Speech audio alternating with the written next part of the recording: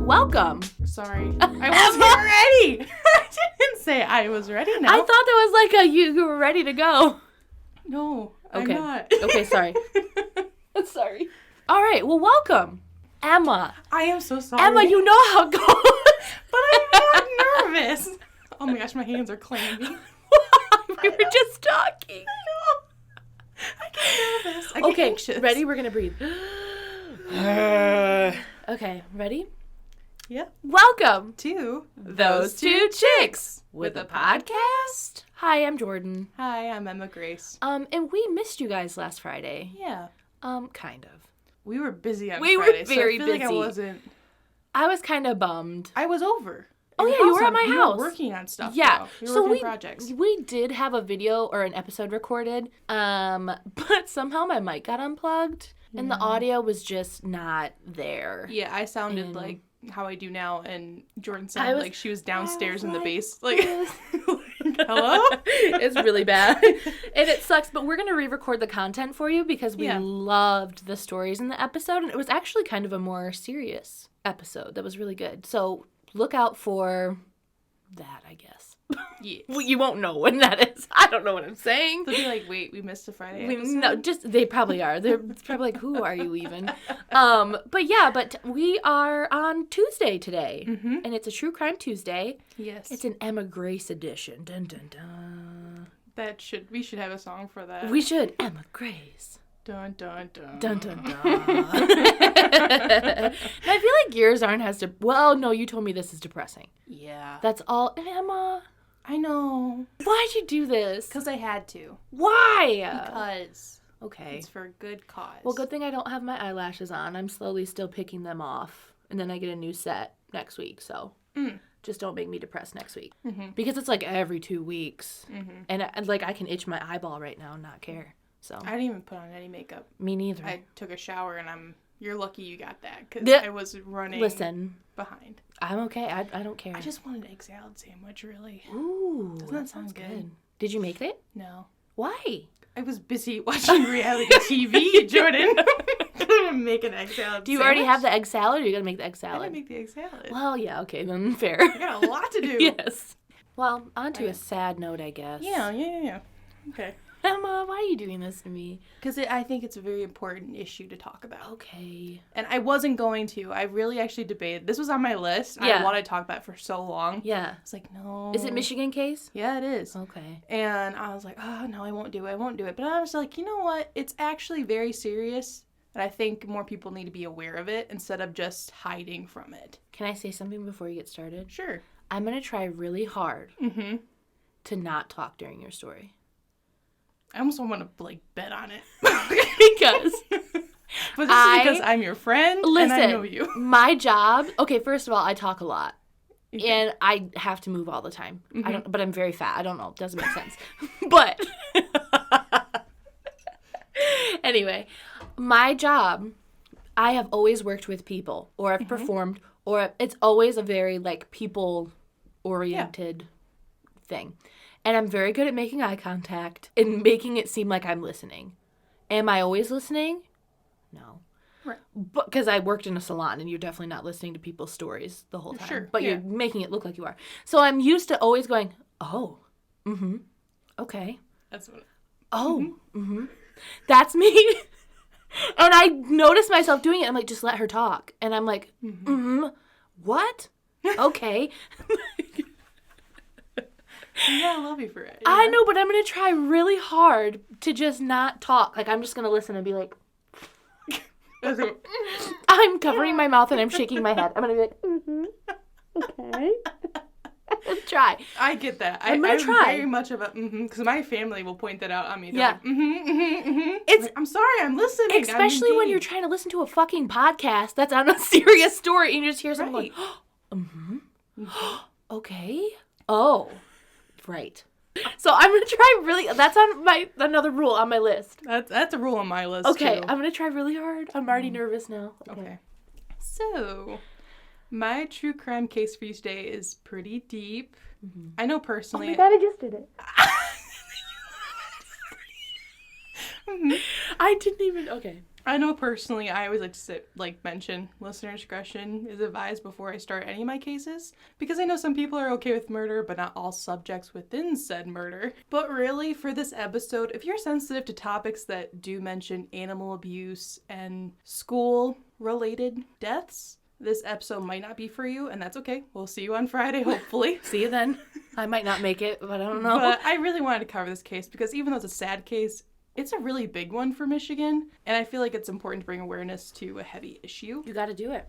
So this man is named Andrew Cahoe, and I could be pronouncing his name wrong. And I've listened to multiple people, and they all go, Cahoe? I think they all want to avoid how to say his name. Could you find any news articles with it? Oh my gosh. I'm like, what? How do you that. say this? And Google Translate is not helpful for last names. No. Because they don't really know. No. But it's like Kehoe. Kehoe.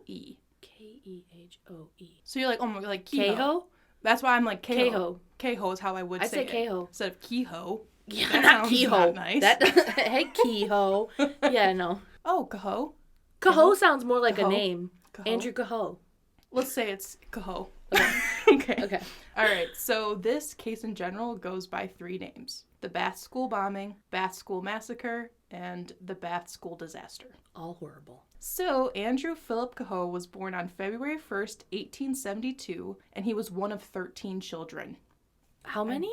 One of 13? Like, why? Not surprising for the 1800s, but they had to keep having them because they'd die.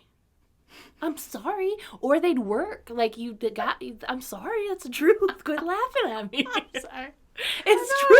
They die. Horrible. Like, oh, one of you's gonna die today. I said that really seriously, too, and you're just like, I'm sorry. It was just the way it was. One of them's gonna die. Yeah. At age 5, Andrew's mother passed away, and his father remarried. It was said that Andrew and his new stepmother didn't get along well, and they argued often. One day, Andrew was 14 years old. His stepmother caught on fire when an activated oil fire stove exploded in front of her. She was covered in oil. It was said that Andrew watched her for a few minutes before putting the flames out. Unfortunately, it was too late, and her sustained injuries were fatal. Though this was never confirmed, neighbors thought Andrew could be behind the stove explosion and caused it to malfunction. I was kind of wondering about that. Yeah, it never But confirmed. how old was he? He was 14. I mean... I'm assuming, obviously it's very different from kids now, but they really put them to work. They did. They knew. I mean, they were basically just full adults by 14. Yeah. I mean, there's 14-year-olds who've been convicted of murder. Yeah. It's possible. Mm-hmm. After Andrew graduated high school, he went to Michigan State University, where he met his future wife named Ellen Price, who often went by Nellie.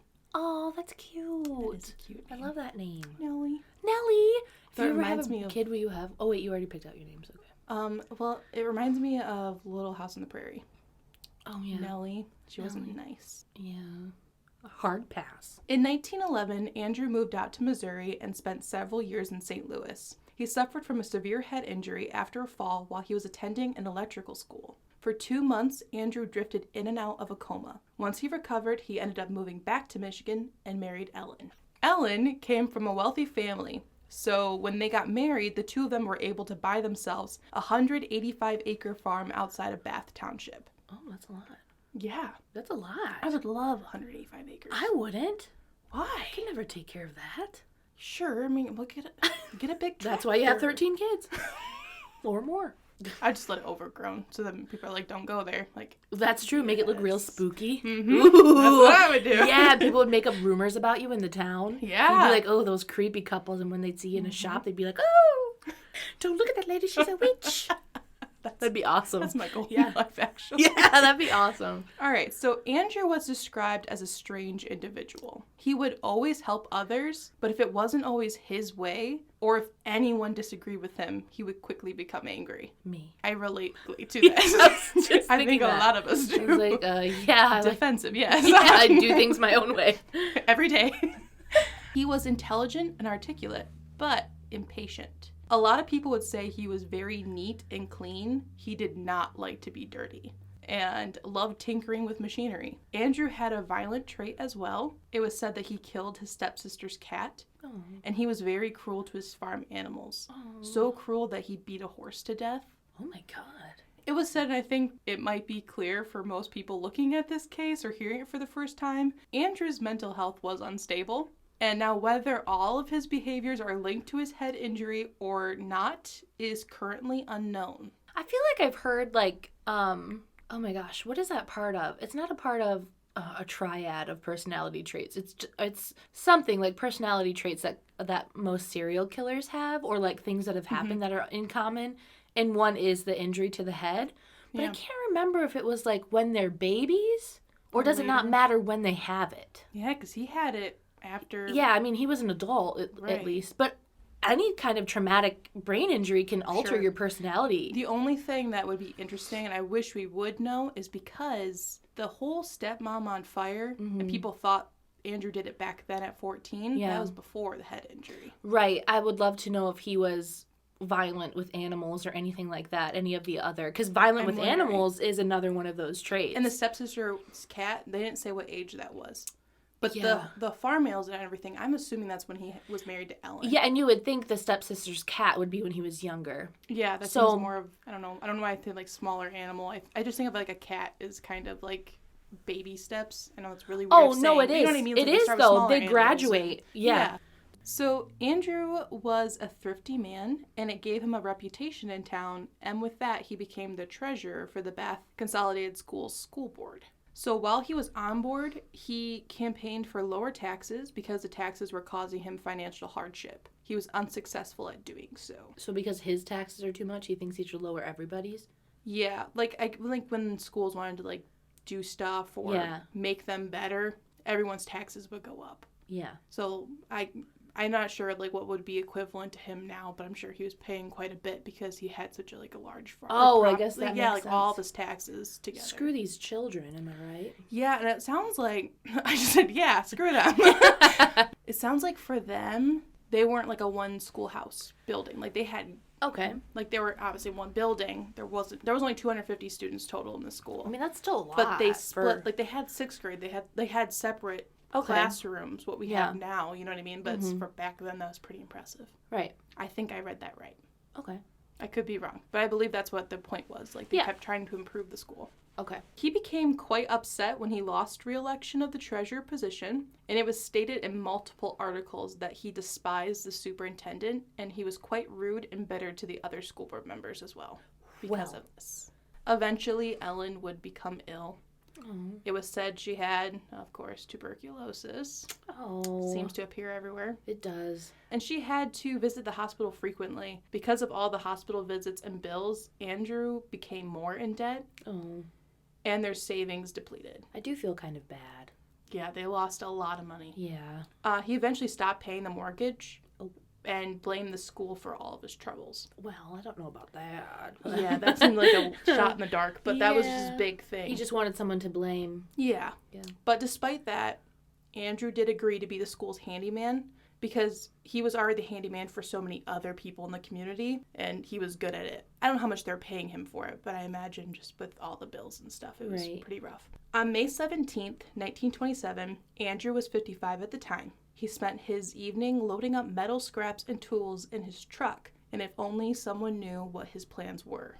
On May 18th, 1927, at 8:45 a.m., Andrew snapped and killed his wife. He bashed Ellen's head with an object, and that object that killed her, we will never know what it was. He then set the barn on fire using homemade fire bombs. I did not Google what fire bombs were because I didn't want someone at my house. How to make a firebomb. It's a bomb of fire. Okay. But I can't give you the answer that you want. So the reason why he did this was because he didn't want any items to be given to Ellen's relatives to inherit or to the banks. So in total, his house and 6 outdoor buildings were burned. Neighbors heard the bombs going off and the whole farm was on fire, so they rushed over to help. The explosion was so large that some of the debris landed on neighboring farms. Luckily, no one was hurt. Andrew pulled up to responders from the barn accident and said, "Boys, you're my friends. You better get out of here. You better head down to the school." And he drove off. Neighbors really didn't know what happened, but shortly after, they heard another explosion about 10 miles away. And that's when they found out it was the school. The bombs in the school were planted by Andrew months ago. While he was working there as a handyman, he hid a lot of the explosives in the basement, the floors, rafters, and any crawl space. Wow. Andrew bought the explosives but spread out his purchases throughout the months. When he was questioned, it was overlooked because he was known in the community as the dynamite farmer. So people had questioned him buying all these materials? Oh, yeah. Okay. Yeah, when you find, I'll tell you in a bit. Okay. But when you find out how much he bought, it'd be like, how did no one question that? But no, They did. Known as the dynamite farmer. Mm-hmm. So neighbors were used to hearing explosives all the time because Andrew would use them to remove tree stumps or help excavate his crops. I put this in there because I was telling Dan about this last night. He's like, why did they come over then? Right. So the reason why the neighbors came over, they're used to explosions all the time. Yeah. They heard it all the time. He does this. But the explosion was so big that, like, debris landed on their farms and everything's on fire. Yeah. So that's why they came there that day. Because it's actual buildings and he was doing it, like, on crops and stuff like that. You wouldn't see, like, a huge fire. Yeah. Right, okay. Yeah, but it was that'd be a little different. But, like, it was so big that now stuff's landing on their land, too. Which must be pretty fucking big if he's got, like, 100 and whatever acre farm. Yeah. Yeah, okay. So, that's why they came over that day. Andrew bought about 1,000 pounds total. He would bring a little bit to the school each time, and no one noticed. So after the school explosion, people flocked around the school ruins to help the survivors. That's when Andrew pulled up with a bunch of dynamite in the back of his truck. He called over the superintendent, who was named, I'm gonna butcher it. That's okay. Emery Hayek. That sounded like a name. Thank you. Yeah. Andrew told him he was the perpetrator of the bombings. And just like that, Andrew grabbed his rifle and fired one shot into the dynamite, blowing up his truck, killing himself, the superintendent, 4 bystanders, and wounded many more. Oh my God. And all the metal scraps and tools he loaded the night before, that was used to create a shrapnel effect, and that injured so many people. Dude, what a jerk. So even after Andrew's suicide, the town was still being attacked. Wow. Andrew's pyrodal continued to explode periodically. So the police and fire departments arrived and were met with a terrifying scene. It would be described as a battle zone from a world war. Authorities cleared the wreckage from the school, and that's when they found 500 pounds of explosives that did not go off. Oh my God. They discovered that. And whether it was faulty wiring or whatever simple malfunction, if those would have gone off, so many more people would have died that day. Yeah, for sure. And they pulled all the bodies out and placed them in the city hall, which was the temporary morgue, so that parents and loved ones could identify the victims. Ugh. The following day, the police went to Andrew's barn and found Ellen's body, but they also found a note on his fence, which read, "Criminals are made, not born." And this sign was made like, it's a nice sign. Oh, really? I'll send you a picture. Not like, I'm not even talking, I thought at first it would be I thought a handwritten note. No. He made this, and it's like stenciled out and painted. He had a lot of time on his hands. Yeah. Andrew murdered 45 people, maybe 46 if the stepmom's death wasn't an accident. But we'll stick to 45. And 58 were injured. The number changes a bit, but either way, 37 or 38 out of the 45 people were children. That's so sad. News spread quickly all over the world. Nearly everyone who lived in Bath lost a relative or a colleague. Bath was also affected economically due to the construction of a new school. 7 decades later, a museum was made for the victims. Many civilians turned in items from the tragedy as donations to help the museum's construction. This one's interesting. You're going to like this. Not like it, but it's really interesting. Yeah. I found one article that said Bernice Sterling, who was the first grade teacher in Bath, in 1927. She asked Andrew, being a community member, if on the last day of school she could take her students out on a picnic on their farm. He agreed, but urged her to not wait that long. And the last day of school was May 18th, the day of the bombing. Oh. Which is such a weird thing. Like, he was like, yeah, take the kids out. That'd be so much fun for them. Yeah. But don't do it on May 18th. Isn't that, like, such a weird... Yeah. To, like, get in someone's mind to think, like, you want them to go have fun, but, like, one last time. You know what I mean? Oh, he's like, messed isn't that up. sick? Yeah. But I just thought it was really interesting. Ugh. As for the school, it was torn down and replaced with another school. But that school was also torn down. It didn't say why. I'm assuming just it's hard. Yeah. But it is currently a park with a bronze memorial plaque.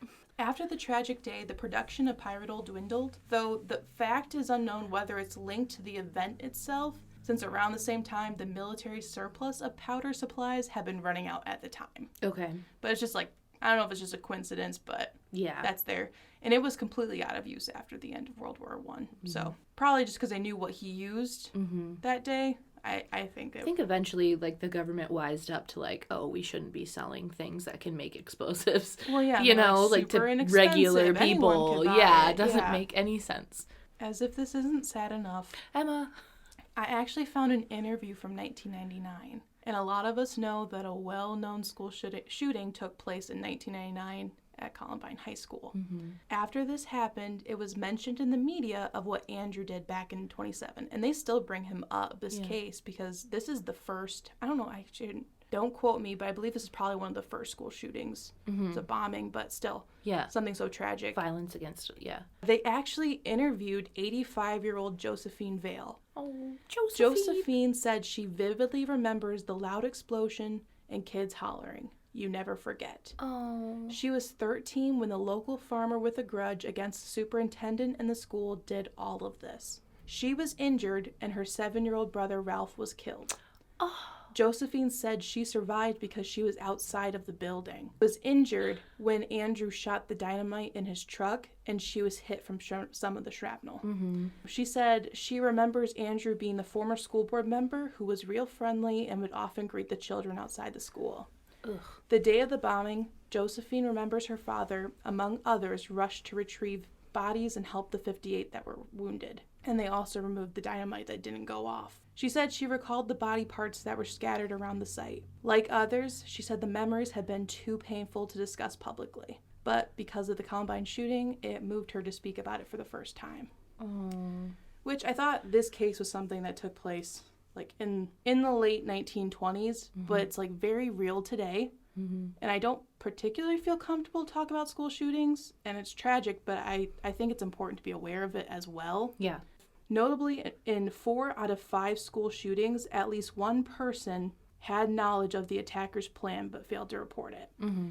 And I think, though many of our listeners might not be in school anymore, we might have children that go there, or you might work in a school, or you might know someone in college even. Mm-hmm. And I'm going to leave these in the show notes for everyone, but there are 2 links that I would like to list. And one of them is actually a Michigan-based one. It's called Okay to Say. And I do know a lot of schools have these posted up where you can text, email, call them if you see anything under that might be suspicious. Right. Just to help prevent these. And then I also am going to list another website from the Sandy Hook Promise, because they list all of the signs you should be looking for. Right. And I find that really, really important. And that's why Super I important. wanted to talk about it, because, like, I've been in school. I've worked in the school. And I know it's something that I don't like when people just like to pretend that it's not going to happen to them. Oh, yeah. But I also don't like people that avoid the topic at all costs because they're scared of it. Yeah. And, like, I think, but when you say 4 out of 5 schools, someone knew, and I think a lot of us do. Yeah. You know, you start looking at it, it always happens after the fact. And it can literally happen anywhere. And the thing is, even though topics may be uncomfortable, you can't avoid talking about them, because how are we supposed to get educated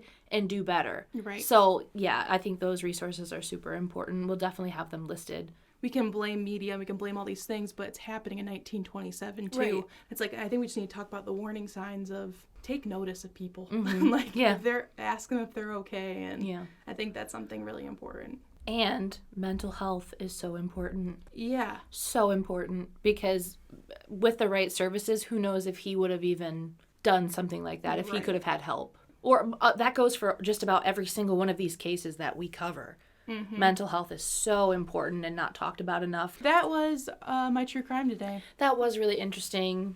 I just wanted to bring awareness today. It's so sad. I know. I hate things with kids, and the one I have next week is with kids. But I can't believe that happened in Michigan. Yeah. Because I just haven't really heard of it. Yeah, just bring awareness. Mm-hmm. Maybe we could put a list with the victims' names up, too. Yeah. Yeah, just their own little separate post with the resources, for sure. Mm-hmm.